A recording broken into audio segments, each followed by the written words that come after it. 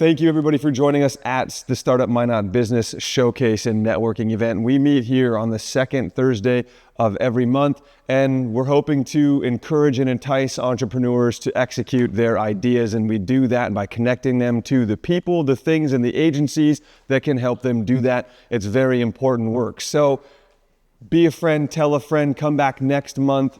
If you got somebody who should be a guest up here, certainly send them our way. Again, it's the second Thursday of every month, all the way through summer. So your goal today might be to meet somebody new. It might be to share an idea. It might be to consider something new or go outside of your comfort zone. Take one more step toward opening your business or helping somebody open theirs. And there's a lot of partners who make this happen. We really appreciate them. The North Dakota Small Business Development Centers, Souris Basin Planning Council, Credence Energy, Minot Area Chamber EDC, and sponsors as well, including First Western Bank and Trust as our presenting sponsor. Couldn't do it without them. Minot Area Chamber EDC, the North Dakota Small Business Development Centers, Bank of North Dakota, Brevera, Town and Country Credit Union, First International Bank and Trust, Cornerstone Bank, Credence Energy, and People's State Bank, all here supporting entrepreneurs as part of Startup Minot, our networking event. Each week we sit down, we have a conversation with an area entrepreneur. Some people have already achieved their dream and are sharing it with us. Some people are just building it, and others, many of them, are everywhere in between. So we welcome speakers of all type today. We're excited to have as our guest an entrepreneur with a love for the phrase, Minot deserves better. Please welcome Carl Clemetson.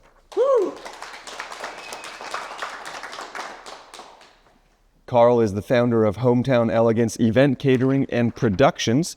He's a Minot entrepreneur. Since 2009, his businesses have been built on one belief: Minot deserves better. That conviction, rooted in his Christian faith and a calling to serve, is the foundation behind everything he has built. He is the founder of Hometown Elegance Event Catering and Productions, Minot's first non-restaurant catering company serving North Dakota from Grand Forks to Williston and Bismarck, all the way to the Peace Gardens, and has operated Regency Event Center since 2023, with a third venue, an Airbnb-style photography studio, opening this fall. Carl focuses on the events that matter: new families created at a wedding, a new business opening its doors, or a new start to life through his support of North Dakota Adult and Teen Challenge.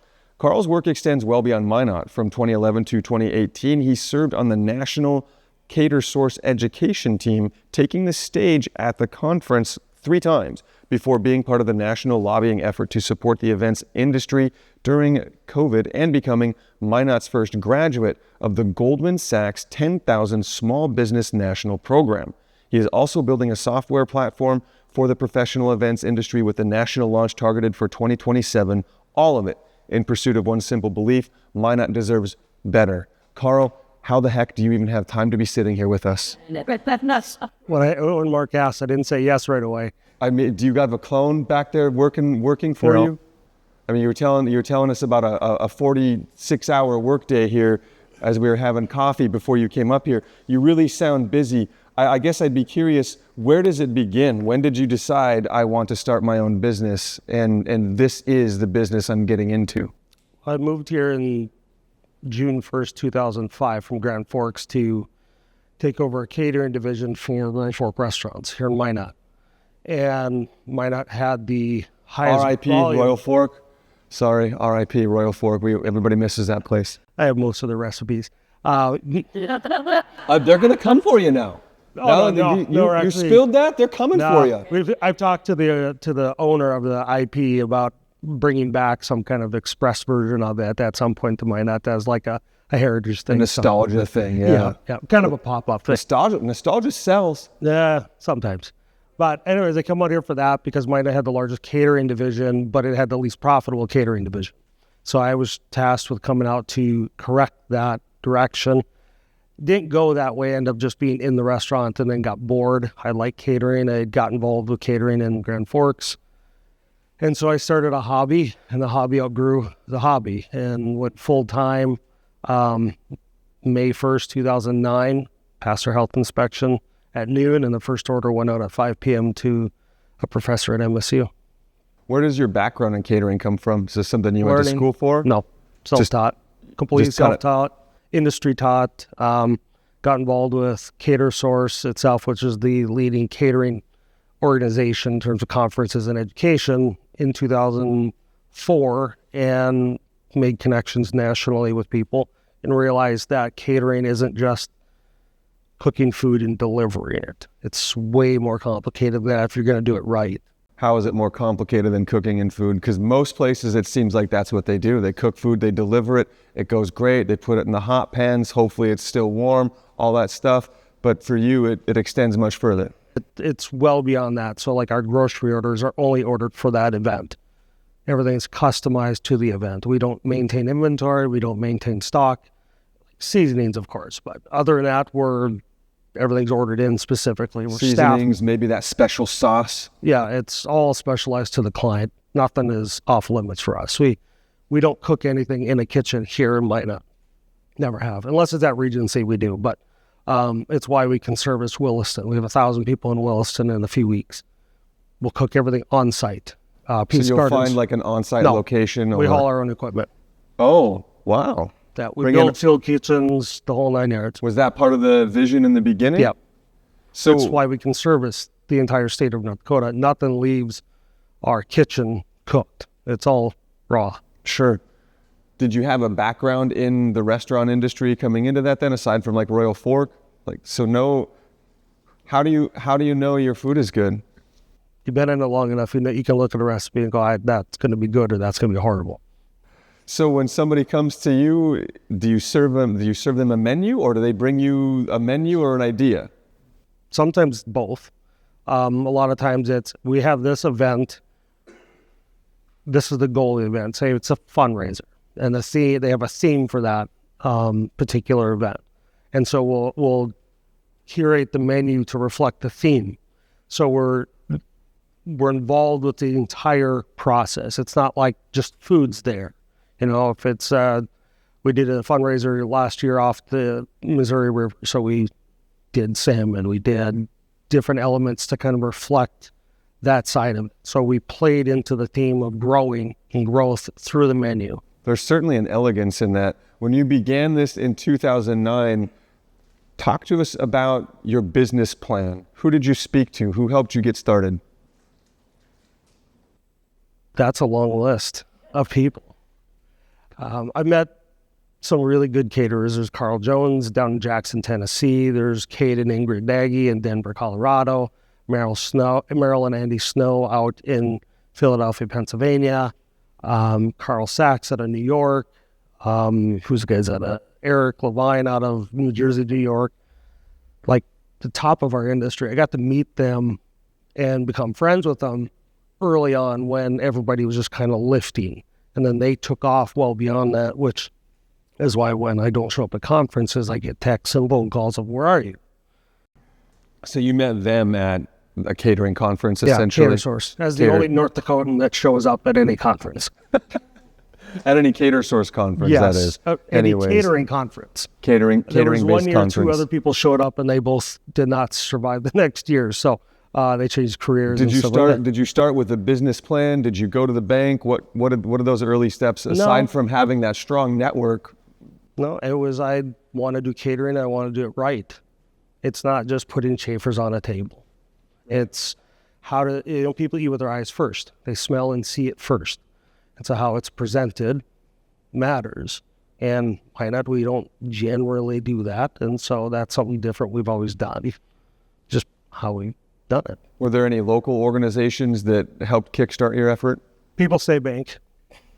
See, that matters. Yeah, that matters. We did their grand opening for their Minot branch November 2009, I believe it. And then the business after hours, I think, was in May or September. We did that one, and then from that point, we've been involved with them ever since. This sounds like it just started working right away. Is that you make it? No. Oh heavens no. We got lucky a couple times. First time we got contracted with the second largest oil services company in the world. So during the oil boom, right as I was going full time, they picked us up and we fed their frac sites twice a day, up to 21 days a month, the job start to job end. And we got lucky with that. It was exhausting work, sleeping 2 hours, 4 hours a day for weeks on end. And then 2011 happened. We got cut off from the oil field because we're in North Hill.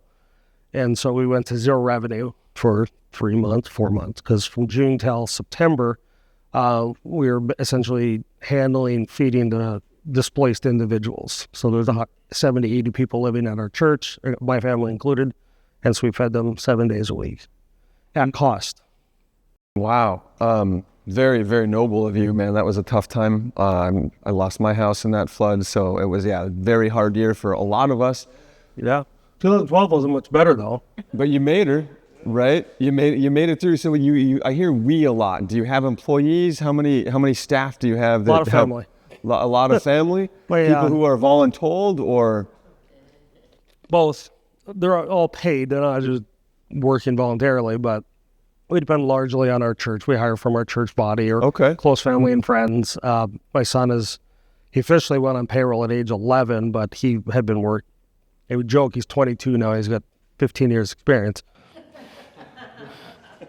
Anyway, he was out on frac sites at 7, 8 years old. He's got a ConocoPhillips hard hat because the company man said, "You run into our grandson, and he get you gear." So he has full safety gear. All geared up. Yeah, because Conoco is very, very tight on their rules. And they were not impressed with an 8-year-old. So when you initiated this, 2011, 2012, certainly tougher years. What's your marketing plan? How are you acquiring new business? Was it this all word of mouth? So you do one event? A little bit of Google, just because back in the day there was most of mine. I didn't have websites. Like you typed catering and I showed up before the map because there was nobody doing it. I didn't have to try. I was like, you typed in catering, it was Hometown Elegance and nothing else. So it's pretty easy on that side. So any of the out-of-state operators, when they Googled Minot Catering or Williston Catering, we showed up. You were just kind of by default. You rose to the top right there. And then they do call you. We got lucky. Yeah. Luck certainly maybe had timing, maybe had a little bit to do with it. Was there ever a point where you felt like you were in over your head? This is too much. We can't. Oh, yeah. Yeah, that was 2011. That was probably your toughest year since you guys started? Oh no. We were so busy. Again, I was sleeping 2 to 4 hours a day. And that doesn't sound sustainable, Two Carl. hours in the vehicle, because on the ride home, the staff were driving, and then maybe another 2 hours in the kitchen, in the cot in the back. Because you did the real cot sleeping. Yeah, we had to. There was no way to turn around, because you fed them noon and midnight. Hopefully things have balanced a little bit more by now. Mostly. Less days on the cot here. Yeah, no cot anymore. But That's good. That's good. Got a little easier, but they're more complicated now. The events are way more complicated. And right from the onset, your goal was to be statewide then. It wasn't just to be a Minot area caterer, or no, it was to be Minot. Oh, the irony is up until 2023, we did almost no business in Minot. Wow. We're a different type of caterer. Minot doesn't do that. How has your business grown and expanded since then, and what have you guys added to meet that growth? So we own the only clear span tent in the state of North Dakota. It's the largest tent in North Dakota. It's basically a structure. It's a building. It takes a day to put up. We added full rentals, so dance floor, staging. We have full AV in-house, linens, full decor, planning. Then there's probably other stuff we're missing. And that's fascinating because you started as catering. When did the event production with the AV come in? Was that there from the beginning too? No, that evolved because the Bakken in particular wanted more stuff than was available in the region. And so we started filling the void because couldn't get stuff. We were running into florists wouldn't deliver to where our clients were. So we added florals because if you can't get florals out there, you bring florals in-house to bring it in, to do it. Because the floral shops were too busy in their small towns in the Bakken, they just couldn't send somebody to haul 50 centerpieces to the middle of nowhere. And so we just took that on. And then We added linens because you couldn't get linens anywhere. Then we added tables because you couldn't get the tables. And then the client wanted Chiavari chairs. So we added Chiavari chairs because you couldn't. The closest you could get Chiavari chairs was South Dakota. And by adding these, you're adding them to a stored inventory, or you're adding where you can source them immediately from somewhere? Well, we buy and then re-rent. So the first client will pay for the purchase, and then we break even on it, sometimes take it as a little bit of a loss. But we add inventory that way. And so like 600 Chiavari chairs, the client had 300 people coming, and it was split between 2 locations. So we had to have 300 chairs over here and 300 chairs over there. By show of hands, who knows what a Chiavari chair is? Okay, so I'm not alone in that. What the heck is a Chiavari chair? It's a straight back wedding chair. So if you've seen any photo, it's got the 3 or 4 spindles in the back. That's it. Okay, so it's your stereotypical elegant. Yes. You've probably seen it in a sitcom or a movie at one point in time. Yeah, it's wedding almost chair. Every wedding photograph anywhere. So unless it's cross-backed, that's a whole different animal. And this is awesome because I'm hearing that you started this catering company. You're obviously a very chatty guy. You're out there talking to people. You're networking. You'd be surprised. Well, that's fine. Out there, it seems like you were chatting enough to identify the needs that people had, and you saw that opportunity to fill the gap constantly. You're filling gaps that people needed is what. So like we bought that information wasn't falling from the sky at you. You must have had a conversation to get it. The tent came in because a client wanted a tent attached to the lodge that's at Pedagogy State Park. I don't know if you've been there, but it's a horrible location to put anything because the trees are everywhere. And you can't stake anything because you can't pierce the asphalt because they don't get money for asphalt in that park. Like that, the groom was, I think, a ranger at the time. And they're like, how do we do this? I'm like, well, the only tent we can do is a frame or a structure. Let me see what the cost difference is. And so we started looking around, asking our rental guys around the country what it would cost to bring a tent in, and discovered it's going to be cheaper for us to import it and just be done with this and push it right up against the building. And there was a 6-inch gap between the building and the tent, and they doubled the size of the lodge. So that's how we ended up with a tent. And then immediately got picked up by Stanley doing their 4th of July events because we're the only ones that could set up where they needed to be set up. And then we picked up clients like Shields where they had to put a tent in the parking lot and you can't pierce the asphalt. And so we can set up there. And it was just once we had it available, people said, here, we need this. And so if you build it, they will come. And this case, you didn't have to build it. You just had to buy it. Yeah. So like last year, the year before, we put up 150 foot of tent right on the shore of Metagoshi. And then had a thunderstorm go through, but, it's all good. Did the tent hold? Oh, yeah. It's rated for 50 mile an hour sustained winds and 80 mile an hour gusts. Wow. You buy it for the state. I don't want to babysit a tent out in Williston. You put it up and you go home.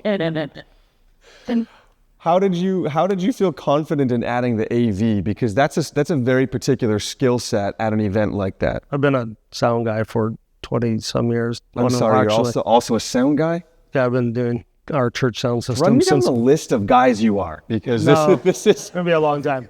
Most are registered importers, so there's a whole thing there. But I've been doing sound and lights with our church for a long time, and we have a North Dakota Adult and Teen Challenge. We're trying to upgrade they went from a church banquet to a gala. And that was because I drugged them along the line for that.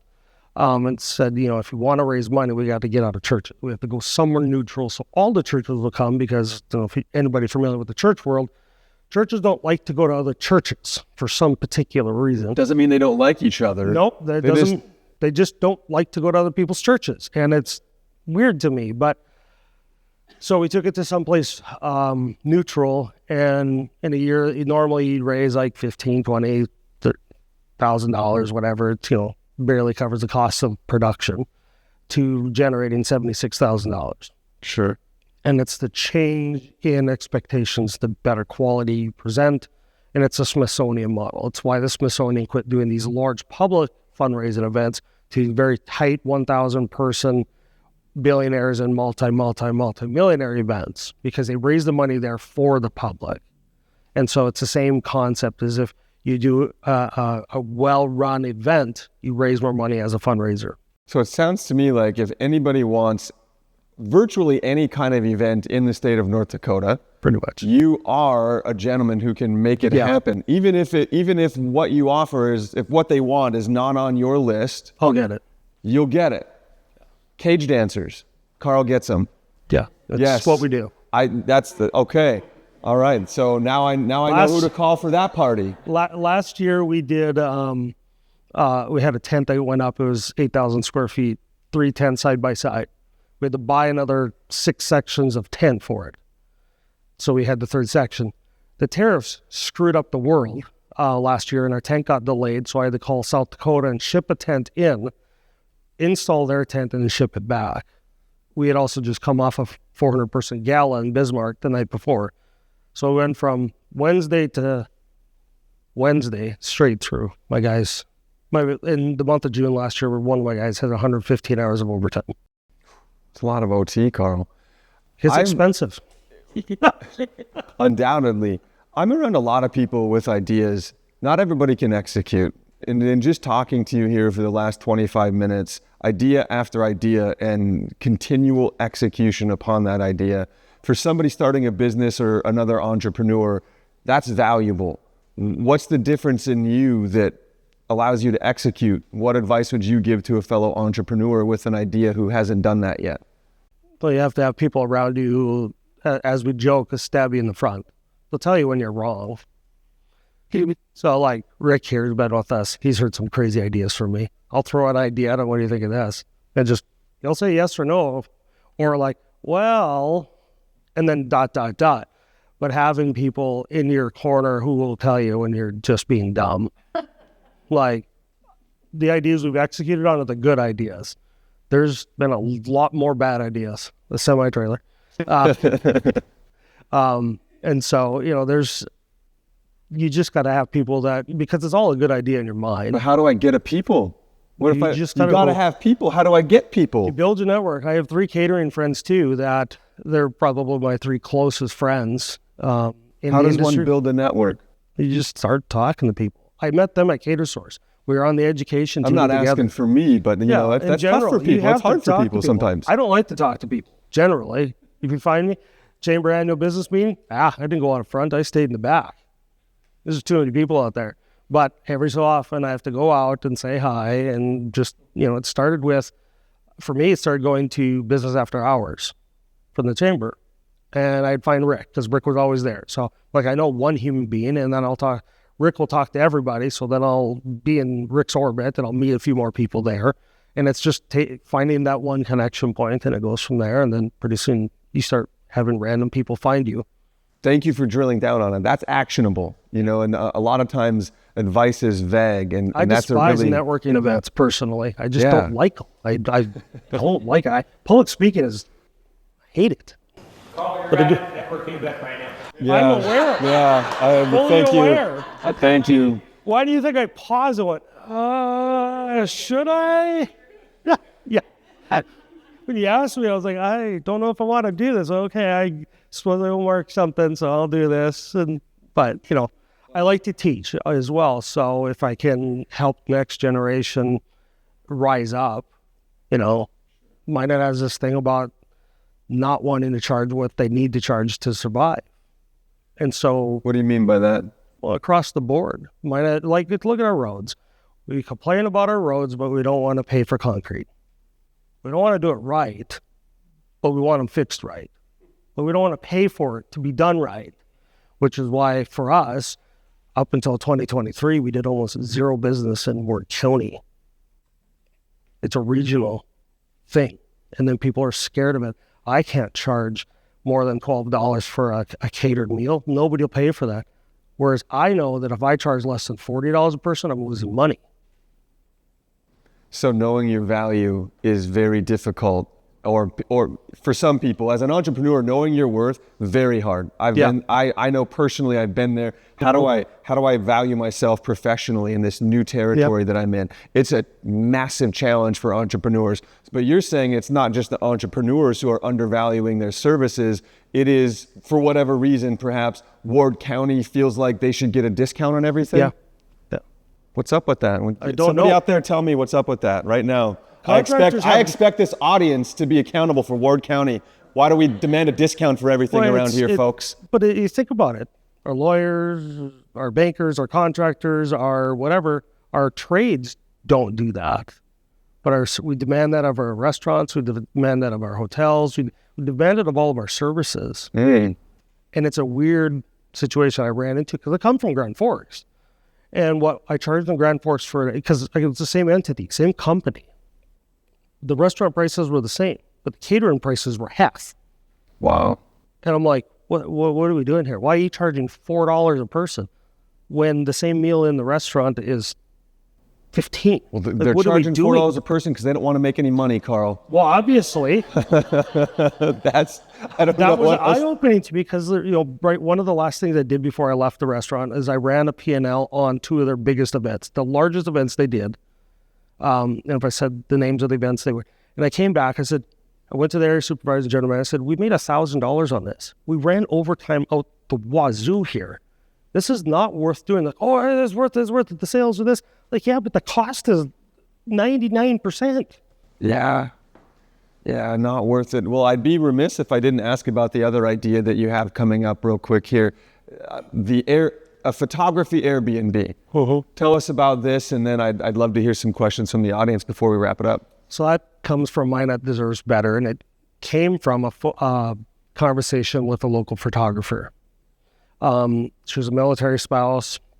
Photography is a career track that a lot of military spouses take because the camera travels with them as their spouse gets orders.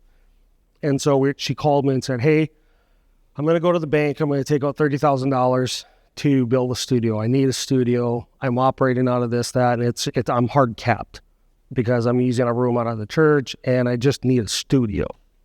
So, okay, but I know a bunch of other military wives who also need studios, but they don't want to invest in a studio because their husbands can get orders tomorrow. And I was okay. I knew her business. I said, you can't afford $30,000. She says, well, if I rent it out to other photographers, I'm like, no, you can't do that because you said you do not plan to be here for more than 5 years. We're 2 years in, which means you're not going to pay that loan off and you're going to have a studio that you have rent on that you have to break a lease on. And you're going to have a loan, and then you're going to get orders to somewhere else. As a pause this idea, let me get back to you on something. We were closing on a building, and we had some square footage that we actually didn't know what to do with. So we went out and mapped it out and said, this may work. So I went back to her and said, what if I build a studio? Because I don't need this space. And she's like, well, that would work. I'm like, okay. So we start talking. They get orders a month later. They're in Texas in July. The conversation happened in January. Like, boom, he's in Texas. And it's like, what would just happen? And so knowing when and when not to pull triggers is, again, she asked me because she knew what the math was going to be like. And I said, no, don't do that. Let me do this. And they got orders. So the idea has been kind of hanging around. And so we've been just developing it and working through some of the nuances of it. But this fall we'll be opening up. It'll be called Hire Studios. It'll be Airbnb-style plus a membership where photographers, our base spouses, local hobbyists, whatever, they can rent it by the hour like an Airbnb. You just go online, rent it, you get the codes 24/7. You go in, it's got studio lighting. You'll have natural lighting, a full cycler on the wall, professionally built, ready to go. Because during COVID, I taught myself photography because I had nothing to do during COVID.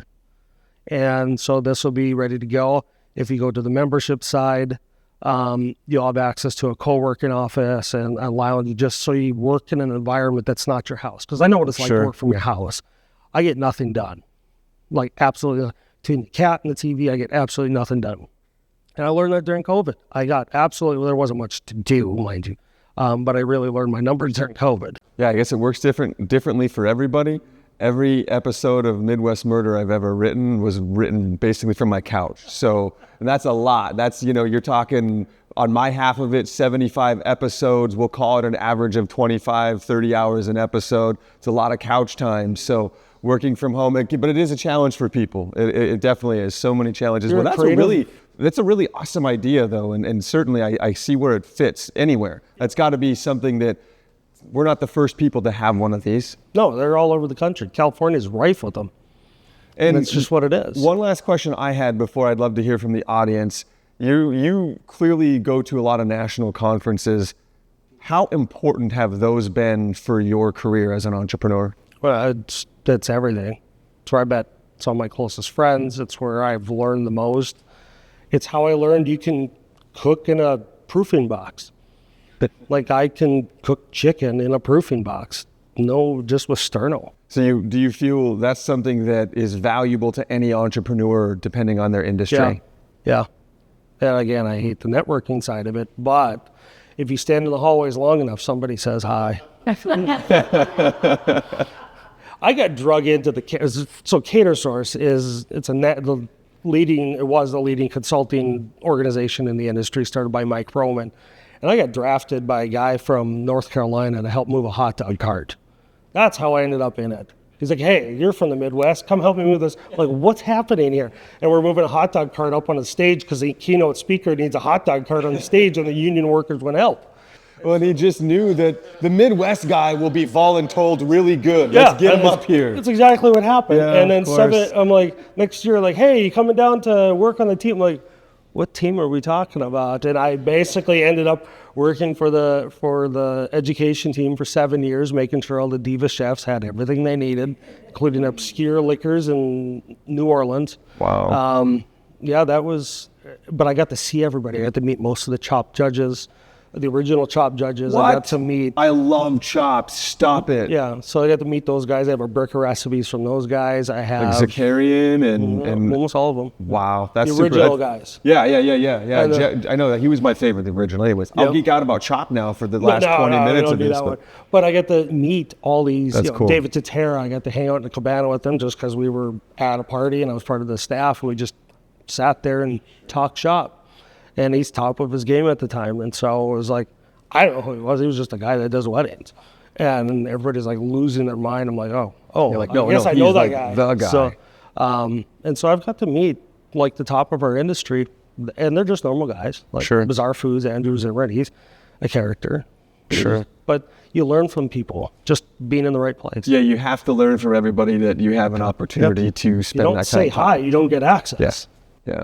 I find that very relatable as running the Good Talk for quite a few years, guests every week, and I feel like I sponged so much from all those conversations. Who's got a question for Carl here in the audience? Carl, when you expanded, like you said, you got into the chairs where you didn't have that, and those chairs are probably pretty bulky, right? They take up a lot of space. They take up about half my main floor. Yeah. So I mean, did you have to get a warehouse then and expand? I rented more storage units from SMC than any other human being. Like I asked, is there anybody else got more than me? Like, no, not even close. Some people collect baseball cards. Carl collects storage units.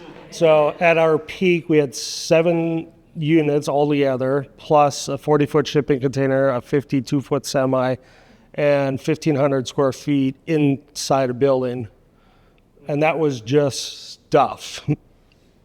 We have a lot of glass as well. We got a room of glass because we inherit a lot of vases from clients. They're like, oh, I don't want it. Great, what am I going to do with this? Doesn't match anything else. So, yeah. Yep. Literally, transport costs probably had escalated after a certain. Yeah, it's why we started looking at buying a building. It made sense at a certain point because, you're paying rent for all these buildings. Half the year we don't work. Like, you don't set up a tent in January. We don't even do it in October anymore because the weather's so unpredictable. And so from October to basically May, half our inventory just sits. And so that's part of knowing our costs as well, is that we know that we have 22 weeks out of the year to make all of our money because there's only 22 usable weeks in the summer out of 52. It's important math right there. Who else has got a question out here? What's your guys' favorite type of event to do? I love weddings. Absolutely love weddings. Have the most fun, or? Yes, mostly because it's a new family. I get to be at the fun stuff. I get to be at grand openings and weddings. That's kind of that's why we got involved with Teen Challenge. It's a faith-based drug and alcohol rehab program that gives people a new beginning. And so, like for that particular group, we produce their entire event at cost. It's our way of giving back. And every year it's somewhere between $80,000 and $100,000 worth of production costs that we just give them. And we don't do it to brag, and this is the first time anybody's ever heard it out loud, but we do it to support new beginnings because our business is built on new beginnings. And that's why we like weddings so much. We get to see the couple. Most of the time I don't meet the groom until the day of or the rehearsal, but we get to see it. And why is that, Carl?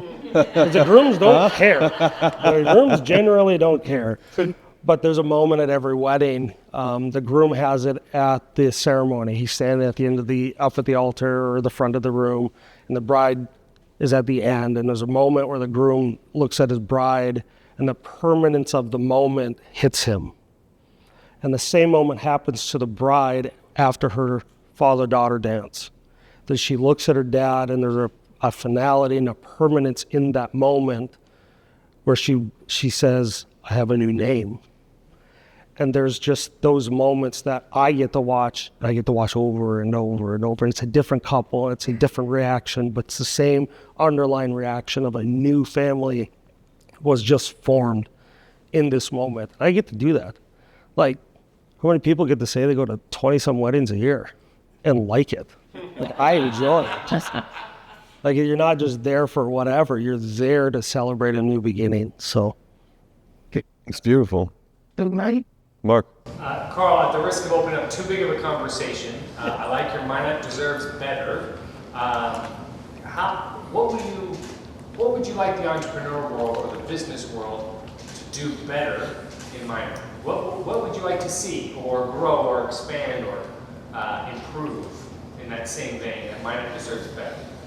I'd like our new entrepreneurs to charge what they're worth, to know their math.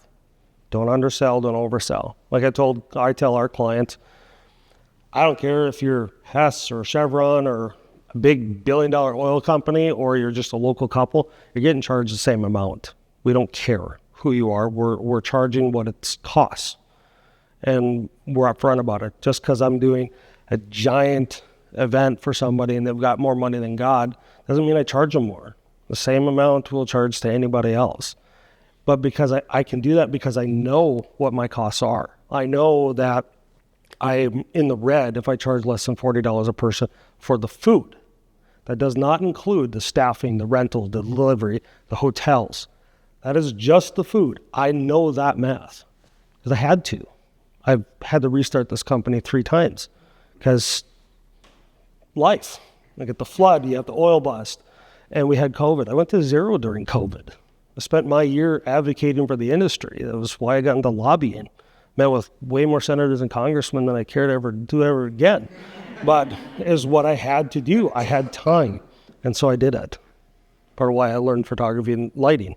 Yeah, I feel like there are so many other layers to the things you've done as, excuse me, as an entrepreneur that we couldn't quite explore here on this stage. Yeah. Very fascinating stuff. Who else? Right here. Talk about the impact of utilizing Adult Teen Challenge, both for you and then as well as that organization for bringing them into your work world. So we do 3 galas with them. The understanding is that we tell the staff this, but we also tell certain students, and we watch for students to take ambition and leadership roles during these events because you get to see them. They're 15, 18-hour days. And we look for people who are rising above. And one of the things we do is that after the 3rd event, we pick the names out of the people that were closest to us because we bring our team in and we kind of grab people. We kind of pick them out of the crowd real quick on who's going to be in leadership. And they get an employment recommendation from us as an employer from when they graduate from the program. That's the first thing we do. The second thing we do is during the year, we hire the Teen Challenge students from the program themselves as staff. They come and work our events. We, instead of paying temporary labor to scale up 20, 30 people, we have the students come out and we cut a check to the ministry itself to help cover the costs of a residency program. So last year they generated several $1,000s that covered a chunk of their monthly overhead because housing 30, 40 people 24/7 in an old hospital gets expensive real quick. And so everything we can do, we've connected them with organizations in the Bismarck, Mandan area. We're there to hiring them to come in, and they're getting paid to just help out. You know, it's, hey, we got this Halloween community event. We need just help handing out bags. We just need some help. And so the students go out there and wearing the Teen Challenge program shirts and hand out the bags, because it's a way to help the program, because again, we're all about new beginnings. And if we can show these students in the program who have hit life's bottom, let's be honest, some of these people, they've been drugged across the concrete a lot. You know, they're not there because life has gone well for them. And so when we got involved with them, I said, how do we raise as much money as humanly possible for them in a way that provides them with dignity? So like this coming June, their entire team's coming out to work a very large fundraiser for us. And I have a gentleman coming from California that works with Wolfgang Puck. He does the Grammys and the Emmys, and he trains the students on how to do high-level service. So when they leave, they have now just left with a life skill. Not just, I know how to put plates out. I know how to serve the Pope now. That's the level of service we're doing. And so if we can give back in intangible ways, we will, but we also do intangible ways. But we believe in that program above all else. It's kind of why we exist now. Cool. Do you do other fundraising programs? We're looking at expanding it. They're our primary focus because we've seen the impact that drugs and alcohol have had on our service area. We do a lot of work in the Bakken. That area has just been devastated by drugs and alcohol.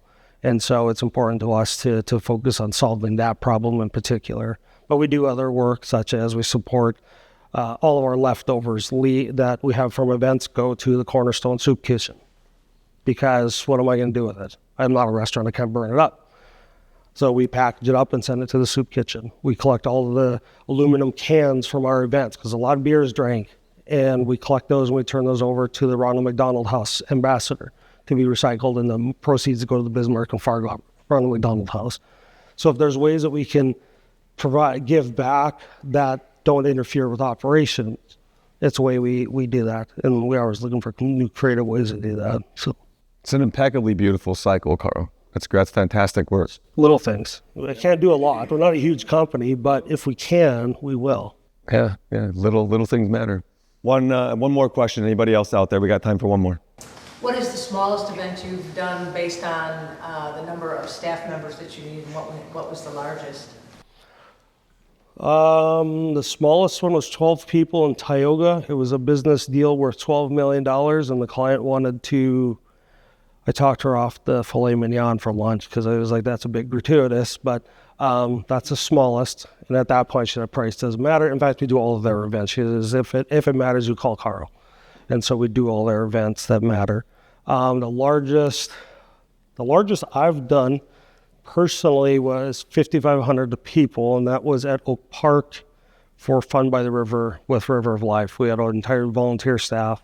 I ran that thing, and that was 32 hours. That was my first long day. But internally as a company, the largest one we're doing comes up next in a few weeks. It's 1,000 people in Williston. Everything's cooked on site. Everything's served on site. We have a 30-person staff coming, so. Wow. Well, thank you all so much for being here. Thanks again to our guest today, Carl Clemetson, and of course, Startup Minot, the second Thursday of every month. Huge thanks to our sponsors. Please be a friend, tell a friend. We'll see you guys next month. Thank you.